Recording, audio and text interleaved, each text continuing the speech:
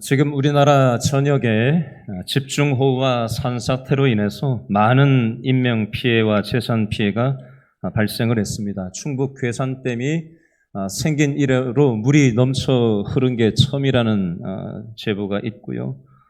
경북 예천에서도 70대 되신 어른이 내가 평생을 이곳에서 살았는데 이런 일이 일어날 거라고는 상상도 못한 일이 생겼다고 가슴 아파하는 뉴스 보도가 있었습니다. 경북 예천에서는 떠내려가는 아버지를 울면서 쳐다볼 수밖에 없었던 그 아들의 아픈 사연도 있고요. 지난 3월 달에 경북 예천에 전원생활을 하겠다고 친구하고 전원생활을 하려고 같이 내려갔는데 그 친구가 지금 실종이 되어서 친구 좀 찾아달라고 눈물 짓는 사연도 있었습니다. 뭔가 깨지는 소리가 들려서 축대를 둘러보러 나갔던 남편이 나간 사이에 산사태가 나서 그 집을 덮치는 바람에 그 아내가 사망하는 사고도 있었습니다.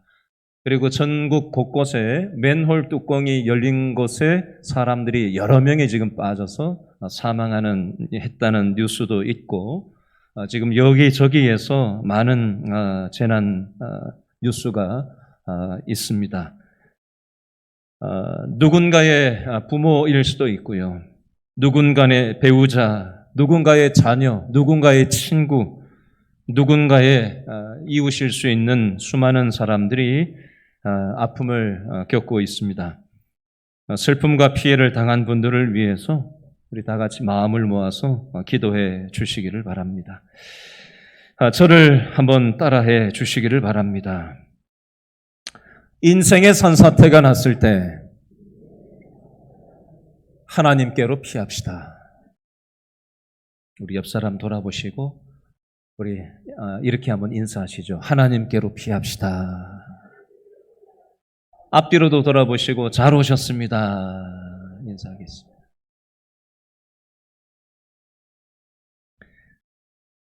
여러분 태극기를 휘날리며 라는 영화 혹시 보셨어요?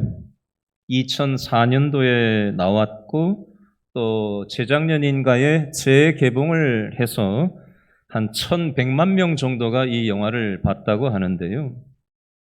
영화배우 장동건 씨와 원빈 씨가 같이 호흡을 맞춰서 나왔던 영화 내용은 6.25 전쟁을 배경으로 하는 그런 영화가 되겠습니다. 제가 이 영화를 왜 보게 됐냐면 지난 6.25 때 6.25를 저는 안 겪어봤잖아요. 우리 부모님 세대가 경험했지. 저는 6.25 끝나고 태어난 세대이기 때문에 6.25를 겪은 세대의 아픔은 어떨까, 어떻게 이해할 수 있을까 고민을 하다가 이 태극기를 휘날리며라는 영화가 6.25를 담아낸 영화라고 해서 제가 한번 이 영화를 보게 됐었어요. 그리고 나서 6.25와 관련된 자료를 검색을 해서 읽어보다 보니까 6.25 때 찍어놓은 사진들, 그리고 6.25 때 실제 영상들, 탱크가 서울을 지나가는 그 6.25 그 당시에 실시간은 아니죠. 그때 당시에 영상 자료들을 보면서 6.25 때 이랬구나. 6.25 때 참 힘들었겠구나. 간접적이긴 하지만 그런 생각을 잠깐 해봤습니다. 그래서였을까요? 그날 저녁에 잠이 들고 나서 그 다음날 아침에 깨려고 하는데 꿈을 꿨어요. 무슨 꿈을 꿨냐면 제 손에는 총이 들려져 있었고요. 제가 꿈을 꿨는데 총이 들려져 있었고요. 누군가 저를 막 쫓아와가지고 숨어가지고 제가 그렇게 막 뭔가 겁에 질려가지고 쫓기고 막 숨고 뭐 그렇게 하는 그런 꿈을 꾸다가 말고 깼던 이게 꿈이구나 그랬던 기억이 한번 있습니다. 여러분 저 같은 이런 경험을 한번 꿈에 이런 경험을 해도 사실 얼마나 다급하고 그죠? 겁나고 힘겨워요. 그죠? 그런데 지금 지난주에 우리가 설교 말씀에서 살펴본 사무엘상 27장 지난주 설교 내용에는요. 다윗이 무려 10년 동안 사울 왕한테 쫓겨서 10년을 오던 게 지난주 본문 내용이에요. 여러분, 누군가 나를 잡아 죽이려고 10년을 쫓아다닌다고 해보세요. 그거 살겠어요, 사람이? 그죠? 얼마나 불안하겠어요? 얼마나 두렵겠어요? 여러분, 다윗은 믿음이 단단한 사람이었습니다. 여러분, 지금 비가 집중호우가 와서 땅이 단단한 땅도요, 이게 한 시간에 몇십 미리 비가 계속해서 내려버리면 물을 흠뻑 땅이 받다 보면은 이게 집안이 약해지고 이게 굉장히 약화된다는 거예요. 근데 이게 지금 뭐 100mm, 200mm, 300mm, 400mm 지금 많이 온 데는 500, 600 지금 넘어가는 데가 있고 또 앞으로도 계속 지금 온다고 하는데 이 태풍이 아닌데도 지금 이런 일들이 생기잖아요. 여러분, 우리의 신앙도 단단한 신앙인이라고 할지라도 지속적으로 계속되는 위기 상황에 노출되면요, 신앙이 약화되기 쉽습니다. 다윗도요, 얼마나 신앙 좋은 사람이에요, 다윗이. 신앙이 단단한 사람이잖아요, 다윗. 그런데 한 10여 년 정도 사울왕을 피해서 도망자로 살아가서 그런지 다윗의 신앙이 굉장히 약화되어져 있고, 약화된 다윗이 고백을 뭐라고 하냐면 지난주 본문 사무엘상 27장 1절에 보니까 다윗이 뭐라고 얘기하죠? 내가 이러고 살다가는 사울 왕한테 붙들려 가지고 죽을 것 같다. 그러니 국경선을 넘어 가지고 블레셋으로 내가 정치 망명을 떠나야 되겠다. 그러면 사울 왕한테서 내가 살아날 수 있지 않을까? 이게 믿음이 단단했던 다윗이 10년 동안 지속 반복적으로 쫓김을 당하면서 다윗이 믿음이 빠져나가고 난 다음에 하는 인간적인 고백이다라는 겁니다. 여러분, 다윗만 이럴까요? 저와 여러분도 이 땅을 살다 보면 저와 여러분의 인생 가운데 나의 인생에 산사태가 일어날 때가 있어요. 건강이 무너질 때가 있고요. 인간관계가 무너질 때가 있고요. 재정적인 산사태가 올 때도 있고요.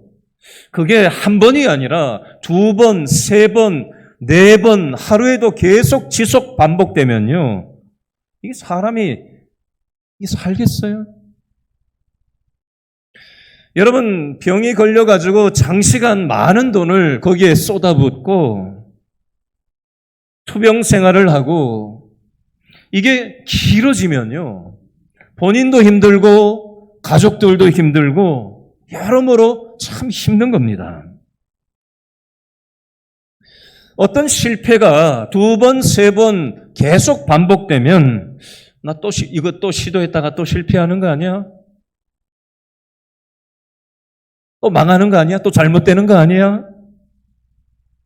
그것이 지속 반복되면 자신감도 상실되고 낙심이 오고 사람이 짓이겨져 가지고 생각도 자신감이 없고 간이 쪼그라들어 가지고 위축됩니다. 여러분, 장기간의 투병이나 이런저런 실패로 인해서 우리의 신앙이 약화되어 있는지도 모르겠습니다. 여러분, 믿음이 약화되면요, 자신이 없고요, 옆에 있는 사람이 두렵고요, 위축되고요, 불안하고요, 다급한 마음이 생기고요, 염려, 근심, 걱정이 몰려듭니다. 다윗도 믿음이 좋은 사람이었어요. 어떻게 좋은 사람이었나? 시편 23편, 유명한 다윗의 시편이잖아요. 시편 23편 4절에 보니까 다윗이 이렇게 단단한 자신의 믿음을 고백합니다. 내가 사망의 음침한 골짜기로 다닐지라도 해를 두려워하지 않을 것은 무엇 때문에? 주께서 나와 함께 하심이라. 얼마나 믿음의 고백입니까? 내가 사망의 음침한 골짜기로 다닐지라도 해를 두려워하지 않는다. 왜? 내가 주께서 나와 함께 하시기 때문에. 얼마나 믿음이 단단한 고백이에요. 그런데 사무엘상 27장 1절에 보니까 이랬던 다윗이 지속 반복되는 쫓기는 생활 속에서 믿음이 빠져나가고 내가 이러고 살다가는 사울왕한테 붙들려 죽을 테니까 국경선을 넘어서 다른 나라 블레셋으로 정치 망명을 떠나야 되겠다. 그러면 이 어려움으로부터 해결될 수 있겠다라고 지극히 인간적인 나약한 믿음 없는 말을 하는 다윗의 모습이 나와요. 이게 지난주 사무엘상 27장 본문의 핵심 내용이었다면 오늘은 사무엘상 28장을 살펴볼 겁니다. 오늘은 다윗이 아니라 사울 왕에 대해서 살펴볼 텐데 사울 왕이 하나님을 떠남으로 인해서 어떤 인생의 위기에 처해지게 되는가 이 측면을 살펴보려고 합니다. 그러면 사울 왕이 어떤 인생의 위기, 어떤 인생의 산사태를 만났나 그 내용이 오늘 본문 28장 4절 말씀에 나오는데 한 번 더 읽어보겠습니다. 사무엘상 28장 4절 시작. 누가 블레셋 사람들이 모여 수넴에 이르러 진 침에 누가 사울이 온 이스라엘을 모아 길보아에 진 쳤더니 아멘. 지금 러시아하고 우크라이나가 아직도 대치 상태고 전쟁 상황이죠. 오늘 본문에는 블레셋이 이스라엘을 쳐들어온 거예요. 전쟁하려고. 그런데 블레셋은 무기가 최신식 무기예요. 철로 만들어진 철기 무기를 가지고 있고요. 사울 왕이 이끄는 이스라엘은 철제 무기가 없어요. 아직. 무기 체계 자체가 달라요. 최신식 핵무기로 무장한 나라가 있고 핵무기가 없는 재래식 무기를 가진 나라가 있는 이치처럼 그 당시 블레셋은 철기로 된 무기가 있었다면 이 사울 왕이 이끄는 이스라엘은 청동기 무기밖에 없었단 말이에요. 그리고 블레셋의 군사력과 이스라엘의 군사력은 비교 불가 상태였습니다. 그런데 블레셋이 전쟁하려고 쳐들어온 거예요. 28장 4절에. 그러니 사울 왕이 이스라엘 군사들을 이끌고 진을 치고 맞서서 있기는 있지만 이거 해보나 마나한 전쟁인 거예요. 이때 사울 왕의 마음이 어땠는지 그 표현이 28장 5절 말씀에 있는데요. 28장 5절 한 번 더 읽어봅니다. 5절 시작. 사울이 블레셋 사람들의 군대를 보고 어떤 감정이 들었어요? 두려워서 그의 마음이 어땠다고요? 크게 떨렸다라고 되어 있습니다. 그럴 만하죠. 자, 여러분 인생의 산사태가 왔어요. 전쟁이 터졌어요. 나라의 왕인 하나님을 믿는 민족인 이스라엘의 대표자 사울 왕이 어떻게 태도를 취해야 되죠? 1순위로? 뭘 먼저 해야 돼요? 하나님을 찾아야 돼요. 자, 사울 왕이 어떻게 했나? 28장 6절 말씀을 보겠습니다. 28장 6절 시작. 사울 왕이 뭐 했어요? 여호와께 묻자우되 여호와께서 꿈으로도 우림으로도 선지자로도 그에게 대답하지 아니하심으로 무슨 내용이에요? 사울 왕이 전쟁 터져서 하나님 앞에 물었다는 것은 기도했다는 얘기입니다. 도와달라고. 그런데 하나님의 반응은 어땠죠? 대답하지 않으셨다. 꿈도 안 꾸게 하시고 우림 둠밈 제사장의 옷에 달려있는 하나님의 뜻을 아는 도구였던 우림 둠밈으로도 하나님의 뜻을 알려주시지 않고 구약시대에 보면 여러 선지자들을 통해서 앞으로 있을 일을 알려주셨는데 선지자를 통해서도 아무 말씀도 하지 않으시고 한마디로 얘기하면 전쟁 터져가지고 하나님 앞에 기도했더니 하나님께서 무반응이신 거예요. 하나님이 왜 기도하고 도와달라고 하는 사울 왕의 기도를 외면하셨을까요? 이유가 있겠잖아요. 하나님이 이유 없이 이렇게 하진 않으시거든요. 여러분 구약 시대에는요. 꿈을 통해서 하나님께서 자신의 뜻을 계시하셨어요. 나타내셨어요. 창세기 28장에 보면 야곱이라는 인물이 아버지 집에서 사기를 치고 야반 도주해서 형이 잡아 죽일까 봐 도망하는 장면이 나옵니다. 그래서 광야에서 쪽잠을 자고 있는데 그때 꿈속에서 사닥다리를 천사가 오르락 내리락 하는 것을 통해서 하나님이 나와 여기에 함께 하시는구나 라고 꿈을 통해서 하나님을 야곱이 만나주시는 장면이 나와요. 자, 조금 더 가까운 얘기를 해볼게요. 제가 지금 읽고 있는 책 제목이 일반 서적 1만 킬로미터라는 책인데요. 기독교 서적 아닙니다. 베스트셀러 저자인 꿈꾸는 다락방의 베스트셀러 저자인 이지성 씨가 교회 다니는 집사님인지는 모르겠는데요. 성도예요.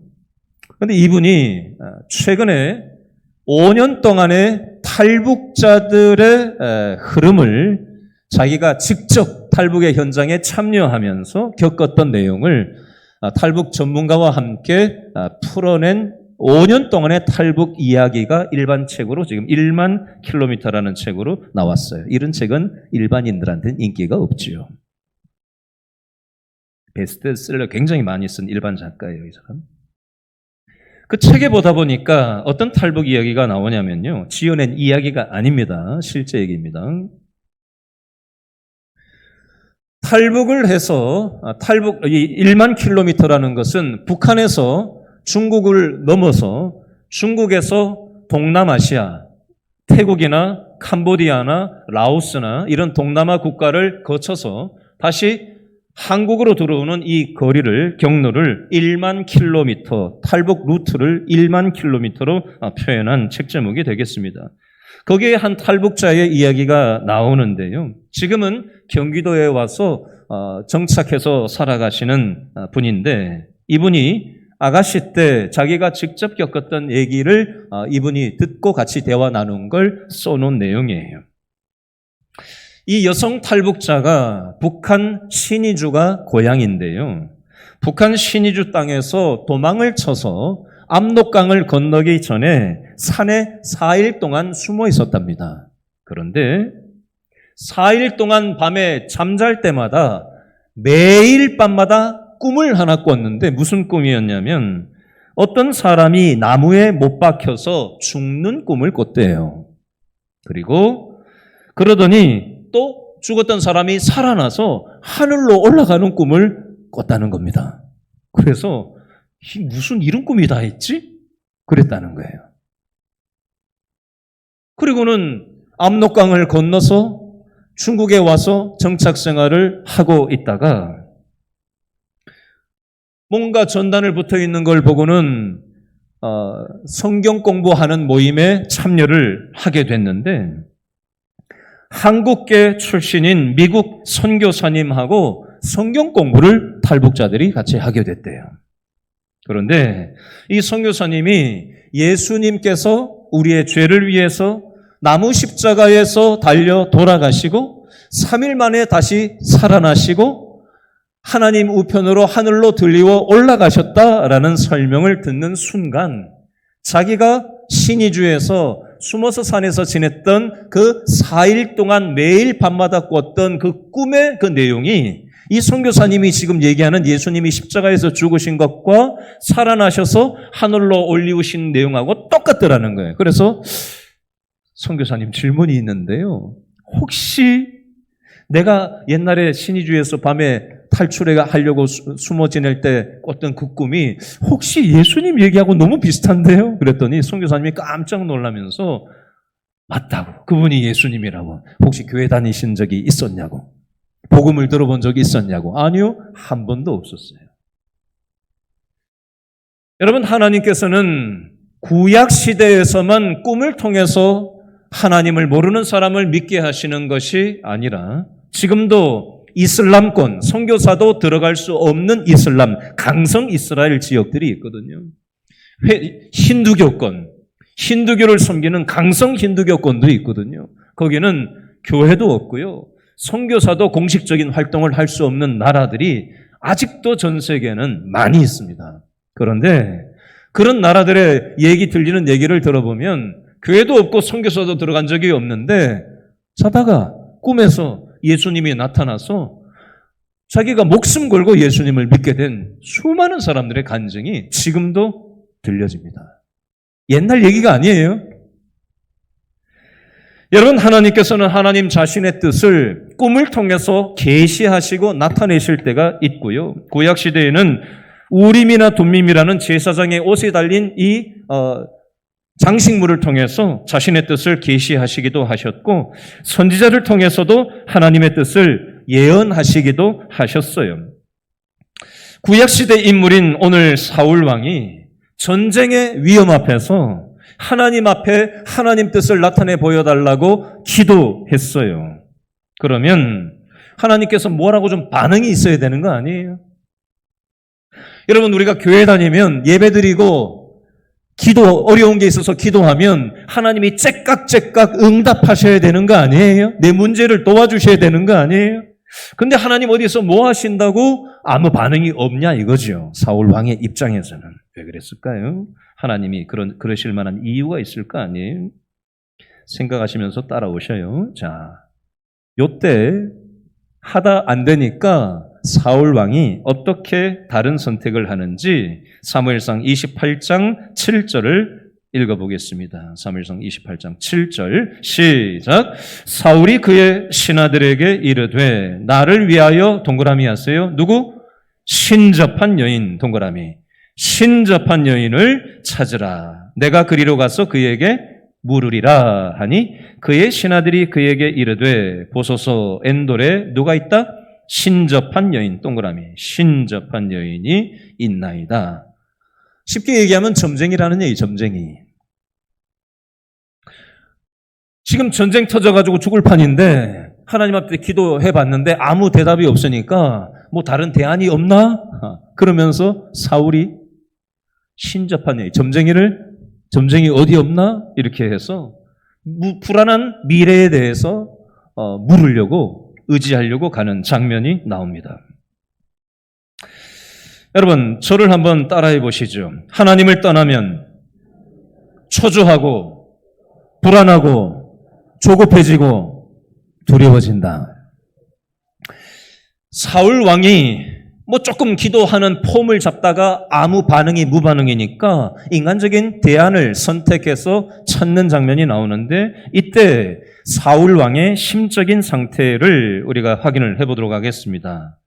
신접한 여인과 사울 왕의 대화 내용이 28장 8절부터 25절까지 18절에 걸쳐서 자세하게 기록되어져 있는데 미주알 고주알 다 읽고 설명을 안 하겠습니다. 핵심만 짚겠습니다. 자, 28장 10절 말씀을 보시면요. 한번 읽어볼까요? 28장 10절 시작. 사울이 여호와의 이름으로 그에게 맹세하여 이르되 여호와께서 살아계심을 두고 맹세하노니 내가 이 일로는 벌을 당하지 아니하리라 하고, 자, 여기 보면 맹세라는 말이 2번 반복 강조되고 있습니다. 누구 이름으로 맹세한다고요? 하나님 이름을 걸고 맹세한다 이러는 거예요. 여러분, 급하면 우리가 뭐라 그러죠? 내가 하늘에 두고 맹세한다 뭐 이런 거 있잖아요. 이런 느낌이에요. 사울이 지금 되게 급한 거예요.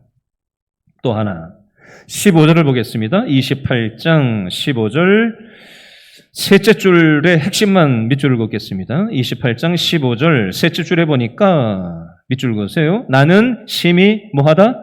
다급하니다. 밑줄 그으세요. 28장 15절 셋째 줄 나는 심히 다급하니다. 지금 사울 왕의 마음이 되게 다급한 거예요. 왜 다급했다고 15절 앞뒤로 적혀져 있죠? 지금 블레셋이 전쟁하려고 최신식 무기를 장착하고 엄청난 대군이 몰려와서 상대편에 진치고 있죠? 하나님 앞에 이거 어떻게 해야 되냐고 물었더니 아무 반응이 없죠? 마음이 급하고 불안하고 두려우니까 그래서 내가 지금 마음이 심히 다급합니다 라고 얘기를 하고 있는 거예요. 또 하나 사무엘상 28장 20절을 보겠습니다. 28장 20절 다 같이 시작. 사울이 갑자기 땅에 완전히 엎드러지니 왜 그래요? 이는 사무엘의 말로 말미암아 심히 두려워하며 또 그의 기력이 다하였으니 왜 그래요? 이는 그가 하루 밤낮을 음식을 먹지 못하였음이니라. 아멘. 여러분, 전쟁 터졌는데 지금 앉아가지고 편안히 밥 먹게 생겼어요? 하나님 앞에 이거 어떻게 해야 되냐고 물었는데 아무 무반응이고 어떻게 해야 되나 막 발을 동동 구르면서 다급해가지고 불안해서 두려워가지고 사울 왕이 그러고 있는데 밤낮 아무것도 못 먹고 식음을 전폐하고 이걸 어떻게 이걸 어떻게 해결을 해야 되지? 국가 재난본부를 만들어가지고 이 전쟁 상황을 어떻게 해결해야 되지? 사울 왕이 이리 뛰고 저리 뛰고 하다 보니까 하루 밤낮을 음식을 먹지 못한 거예요. 얼마나 극심한 스트레스를 받았겠어요? 그래서 맥이 탁 풀려가지고 땅바닥에 철퍼덕 퍼진 거예요. 실신을 한 겁니다. 여러분, 하나님을 떠난 인생은요, 다급하고 불안하고 두렵고 급한 거예요. 여러분, 믿음이 있느냐 없느냐가 언제 드러나느냐면요, 어려운 일이 터져봐야 이 사람이 믿음이 있는 사람인지 아닌지를 알 수 있어요.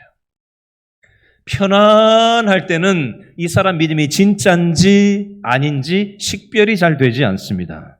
근데 위기가 터지고 그 사람이 어떻게 태도를 취하고 문제를 풀어나가는가를 보면 이 사람이 믿음이 있냐, 믿음으로 해결하려고 드느냐, 아니면 돈으로 해결하려고 하냐, 사람 찾아가냐, 인간적으로 해결하려고 하냐, 성질내고 앉아있느냐, 불평하고 앉아있느냐, 이게 판가름이 나게 돼 있어요.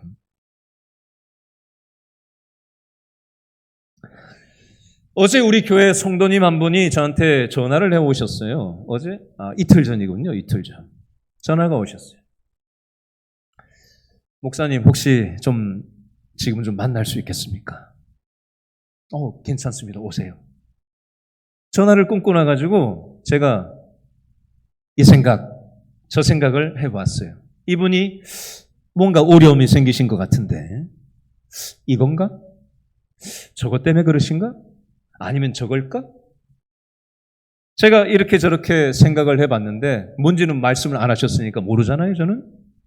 그래서 마음속으로 이렇게 기도를 했어요. 하나님, 무엇 때문에 저분이 저를 찾아오려고 하는지는 잘 모르겠지만 어쨌든 하나님께서 함께 해달라고 그렇게 기도만 잠깐 하고 기다렸더니 오셨어요. 어떤 내용이냐면 건강 때문에 지금 위기를 만나신 거예요. 참 얘기를 같이 나누던 중에 이분이 귀에 확 들어오는 한 문장을 저한테 얘기하셨어요. 그게 뭐냐면 이 건강의 위기를 본인이 만났는데 가장 먼저 하나님 앞에 기도하려고 왔습니다. 그래서 제가 그 한 문장을 딱 듣는데 제가 대본 얘기를 했어요. 우리 성도님께서 이 건강에 대한 어려움에 대해 하나님 앞에 먼저 엎드리려고 하는 그 마음의 중심을 하나님께서 보시는 줄로 저는 믿습니다. 그러고는 함께 기도했어요. 저는 연약한 목사지만 제가 기도하는 게 아니라 하나님께서 우리 성도님을 붙잡아 달라고 그렇게 함께 기도를 했어요. 여러분, 우리는 험악한 이 세상을 살다 보면 우리 인력으로는 해결할 수 없는 인생의 가지가지 산사태를 만날 때가 있어요. 우리 인력으로는 어떻게 할 수 없는 답이 없는 그런 일을 겪을 때가 있습니다. 제가 이 부분을 가만히 묵상하다가 복음송가 하나가 생각이 났어요. 이런 복음송가 여러분 많이 들어보신 적이 있을 텐데요. 이 가사의 의미를 한번 좀 생각하시면서 들어보세요. 멜로디만 생각하지 마시고 가사의 의미를 좀 생각하시면서 생각해 보시죠. 내가 주인 삼은 모든 건 내려놓고 내 주 되신 주 앞에 나가 내가 사랑했던 모든 건 내려놓고 주님만 사랑해.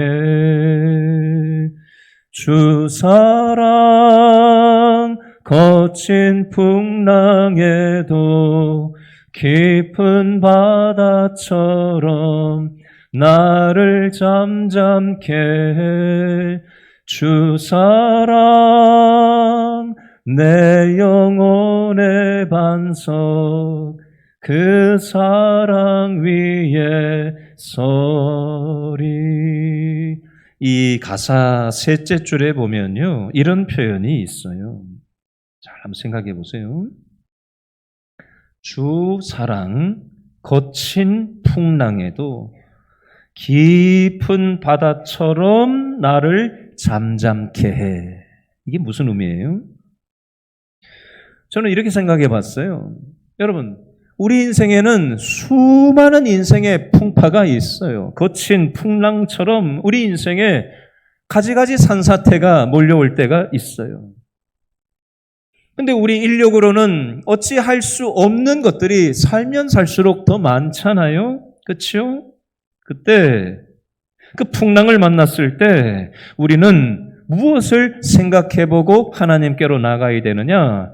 혹시 내가 첫째 줄에 나오는 이 가사처럼 내가 하나님이 내 인생의 주인이신데 내가 하나님을 주인으로 삼지 않고 돈을 내 인생의 주인으로 삼고 자식을 내 인생의 주인으로 삼고 내가 이루고자 하는 어떤 인생의 목표를 내 인생의 주인으로 삼고 내가 잘못 살아오지는 않았는가라고 자신의 삶을 근본적으로 돌아보기를 하나님은 원하시는 거예요. 내가 주인 삼은 것, 모든 것 내려놓고. 두 번째 줄에 내가 사랑했던 것, 했던 모든 것 내려놓고인데요.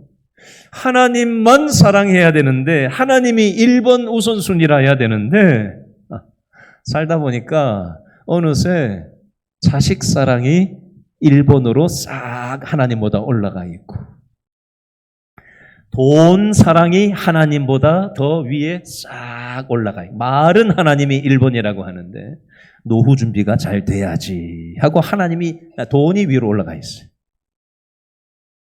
건강관리 얘가 1번으로 싹 올라가 있어요. 근데 하나님께서는 인생의 산사태를 통해서 내가 하나님보다 더 사랑했던 모든 것을 내려놓고 하나님께로 나오기를 원하십니다. 이런 예배자의 마음을 가진 사람들의 삶에 하나님은 거친 풍랑이 있을지라도 여러분, 제 아무리 풍랑이 계곡물이 막 밀물듯이 흘러내리고 댐이 막 넘치고 우리가 뉴스를 보는데요. 바다를 생각해 보세요. 그 모든 풍랑도 바닷속으로 들어가면 다 정화가 되는 겁니다. 하나님의 사랑은 거친 풍랑에도 깊은 바다처럼 우리 인생을 잠잠케 할 수 있는 능력이 있다는 사실을 저와 여러분이 붙잡을 수 있기를 바랍니다. 사울왕이 전쟁이라는 산사태를 놓고 하나님 앞에 하나님을 찾는 것 같았지만 하나님께서 반응하시지 않는 것 같으니까 점쟁이를 찾아가고 인간을 찾는 장면이 나와요. 혹시 저와 여러분의 모습도 이와 같지는 않는지 생각해 보시면 좋겠습니다. 자, 두 번째 교훈입니다. 저를 따라해 주시죠. 크게 한번 따라해 주세요. 하나님은 내 기도에 응답하지 않으실 수도 있다.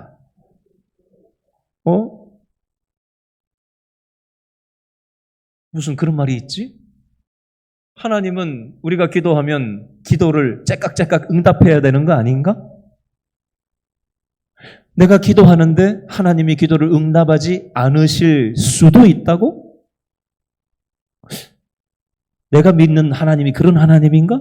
혹시 그런 생각 드세요? 어떠세요?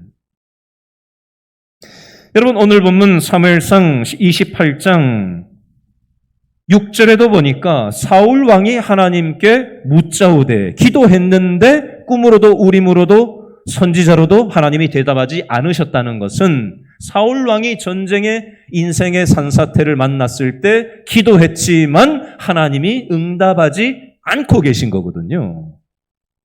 사울 왕만 그럴까요? 저와 여러분도 신앙생활 하다 보면 시도 때도 없이 기도하진 않지만 무슨 일 만나면 우리 하나님 앞에 기도할 때가 있잖아요. 그렇죠? 그렇죠? 근데 나름 안 하던 기도를 나름 어려움 만나가지고 하나님 앞에 도와달라고 했는데 하나님께서 응답하시지 않고 뒷짐지고 계신 것 같고 하나님이 살아계신 게 의심이 될 때가 있지 않아요? 하나님은 왜 사울 왕의 기도를 응답하지 않으셨을까요? 하나님은 왜 저와 여러분의 기도를 응답하지 않으시는 것처럼 보일까요? 문제의 원인이 하나님께 있는 걸까요? 나한테 있는 걸까요?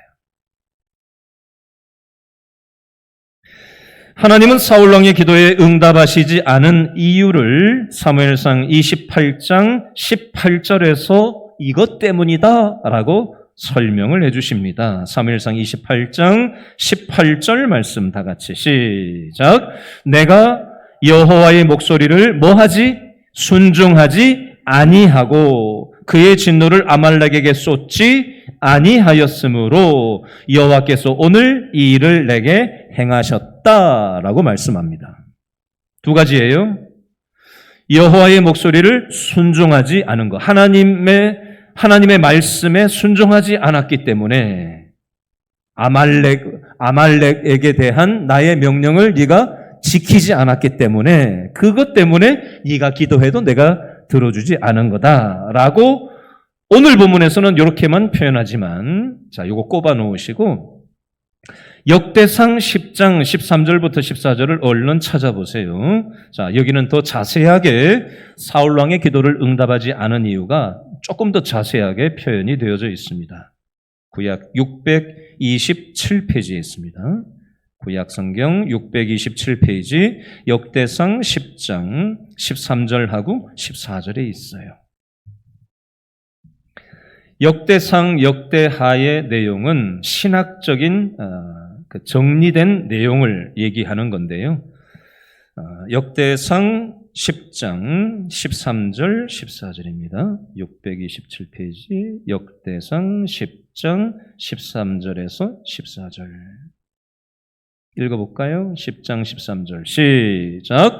사울이 죽은 것은 여호와께 범죄하였기 때문이라. 그가 첫 번째 여호와의 말씀을 지키지 아니하고 두 번째 이유 신접한 자에게 가르치기를 청하고 세 번째 여호와께 묻지 아니하였으므로 여호와께서 그를 죽이시고 그 나라를 이새의 아들 다윗에게 넘겨주셨더라. 이 전쟁에서 사울 왕은 죽게 됩니다.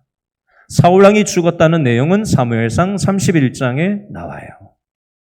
자, 이 내용을 설명하겠습니다. 역대상 10장 13절 말씀 둘째 줄에 보니까 사울 왕의 기도를 하나님이 응답하시지 않은 이유가 뭐라고요? 여호와의 말씀을 지키지 않았기 때문에.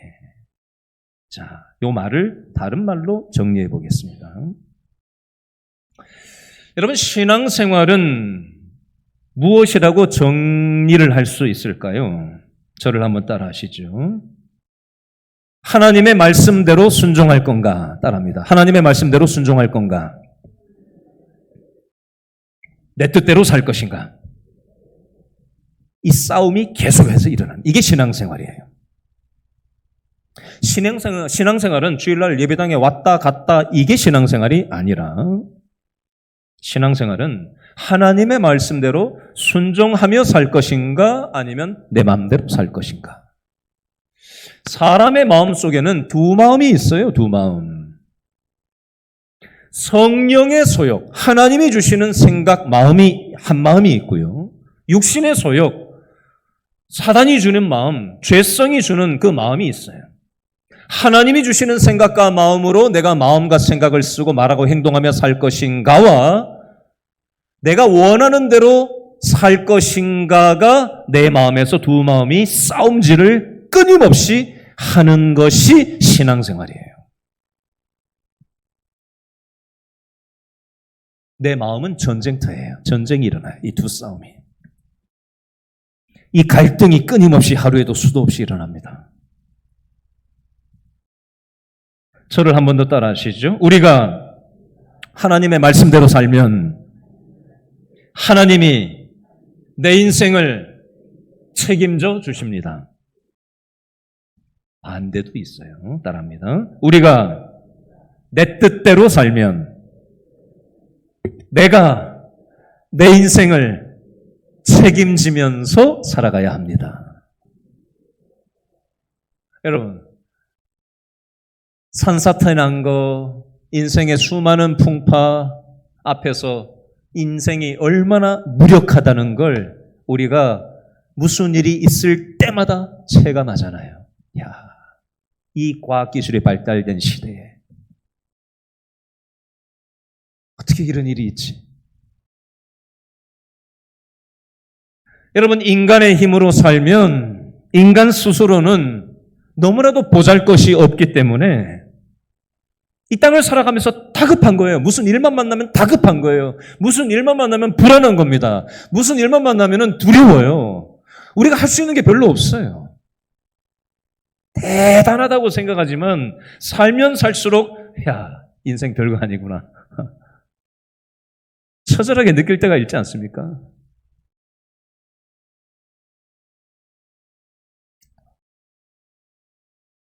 여러분, 사울왕의 기도를 하나님이 들어주시지 않은 두 번째 이유가 역대기 10장 13절 셋째 줄에 나와 있는데요. 뭐라고 돼 있어요? 신접한 자에게 가르치기를 청했다. 간단히 얘기하면 점쟁이 찾아갔다 이거예요. 하나님 찾지 않고 하나님 몇 번 찾다가 아이고 하나님 찾아봐도 별거 없네. 그러고는 점쟁이 찾는다는 겁니다. 오늘날 무당을 찾고 점쟁이를 찾고 이런 사울의 모습이 사무엘상 28장 8절 말씀에 나와요. 사무엘상 28장 8절에 보니까 사울 왕도 점쟁이 찾아서는 안 된다는 걸 알고 있었어요. 그래서 28장 8절에 보니까 사울이 다른 옷을 입고 왕의 옷을 입고 있다가 자기가 왕이라는 게 들통나면 안 되니까 하나님 믿는 왕이 점쟁이 찾았다고 하면 이게 되겠어요? 그러니까 28장 8절에 사울이 다른 옷을 입고 변장하고 언제 가죠? 대낮에 가지 않고 밤에 찾아갑니다. 자기의 신분을 노출하지 않기 위해서. 신앙 양심에 사울 왕도 걸리는 거죠. 이래서는 안 된다는 걸 사울 왕도 알고 있었어요.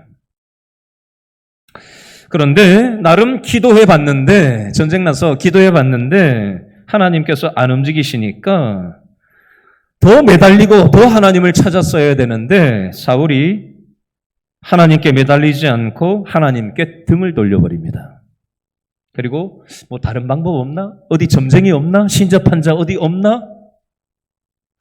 옛날에는 사울왕이 어떻게 했냐면 28장 3절 셋째 줄에 보니까 사울왕은 초반에는 잘했어요. 신접한 자하고 박수무당, 남자 무당을 다 쫓아냈던 적이 있었거든요. 28장 3절에 나오죠. 근데 그 신접한 자를 다시 찾고 있어요.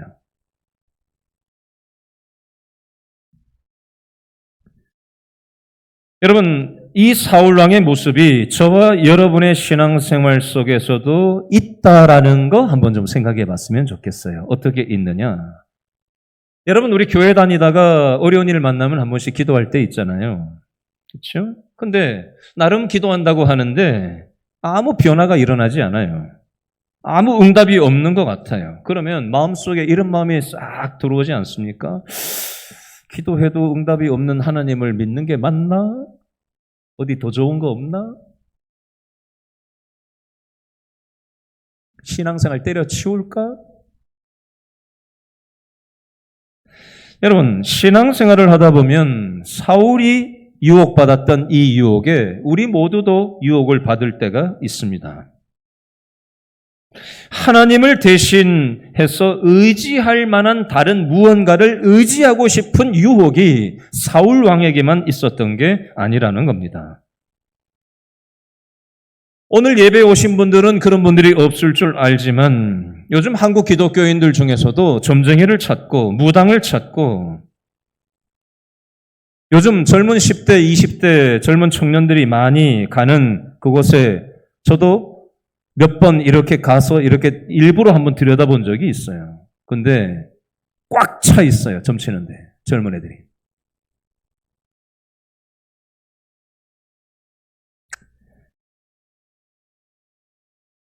여러분, 우리는 미래에 어떤 일이 일어날지 알지 못하는 그 미래에 대한 불안감이 있기 때문에 이 불안 마케팅이라는 게 있어요. 사람들의 불안 심리를 이용해서 돈을 버는 거죠. 그래서 드라마를 그런 소재로 만들고 영화를 그런 소재로 만들고 또 유튜브에서 더 자극적인 영상을 만들어서 조회수를 올려서 내가 돈을 벌기 위한 목적으로 검증되지 않은 수많은 무분별한 그런 사상들이 그 영상이나 매체나 뉴스를 통해서 마구잡이로 산사태처럼 쏟아내리고 있어요. 그것이 우리에게 수많은 영향력을 주고 있습니다. 그것에 우리가 빠져들다 보면 하나님의 말씀의 절대 기준보다 세상 사람들이 하는 말에 우리가 더 솔깃해가지고 유튜브에서 이렇게 얘기하던데 이거는 이렇게 해결해야 된다고 하던데 뭐 이런 거 있잖아요. 그게 마치 절대 진리인 것처럼.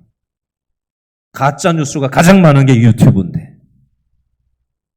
얼마나 내가 편향된 왜곡된 생각을 가지고 점점 살아가고 있는지도 천지분간하지 못하면서 우리가 정신줄을 놓고 우리의 생각이 세상의 유혹에 노출되어 있는지도 모르겠습니다.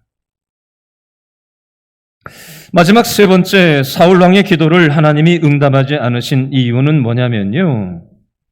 사울 왕은 별로 하나님을 찾지 않았어요. 오늘 본문에도 전쟁 났다고 하니까 하나님을 찾는 척 했지만 하나님이 내가 원하는 때에 바로 안 움직이시니까 하나님 말고 뭐 다른 거 없나? 어디 점쟁이 없나? 이러고 찾아가고 있는 거예요. 여러분, 이에 반해서 다윗은 어땠을까요? 다윗의 가장 강점은 뭐냐면 성범죄를 저지르지 않아서가 아니라 살인죄를 저지르지 않아서가 아니라 거짓말을 한 번도 하지 않은 사람도 아니었어요. 다윗은 성범죄도 저질렀고 살인죄도 청부살인도 저질렀고 수많은 거짓말도 저질렀고 다윗도 연약한 면모가 많았어요. 그럼에도 불구하고 성경에서 다윗을 높게 하나님께서 여기시는 것은 다윗이 회개하고 작은 일이든 큰 일이든 무슨 일이든 하나님께 여쭙고 하나님을 의지하려고 하는 그 중심을 하나님께서는 높이 보신 것입니다. 여러분, 저와 여러분도 다윗처럼 성적으로 잘못할 때도 있고 돈 문제가 흐릴 때도 있고 인간관계를 잘못해서 누군가한테 피눈물을 흘릴 때도 있고 가정에서 제대로 살지 못할 때도 있고 직장 생활에서 책임지지도 못할 일을 할 때도 있고 부족한 면모가 많은 우리들이에요. 그러나 오늘 다윗의 모습, 사울 왕의 모습을 가만히 보면서 우리가 받아야 될 교훈은 뭐냐? 우리가 부족하지만 하나님 앞에 묻고 무슨 일을 만나도 하나님 앞에 엎드릴 때 하나님께서 그 중심을 보시고 하나님께서 죄 많은 인생들에게 은혜를 베풀어 주신다는 것입니다. 하나님은 바다 같으신 분이세요. 인생에 어떤 산사태가 일어나고 어떤 연약한 면모가 우리에게 있을지라도 하나님을 찾고 하나님을 등 돌리지 마시고 하나님 아닌 다른 대안을 찾으려고 하지 마시고 하나님께로 나아갈 때 하나님께서 저와 여러분에게 은혜를 베풀어 주시는 줄로 믿으실 수 있기를 바랍니다. 기도하겠습니다.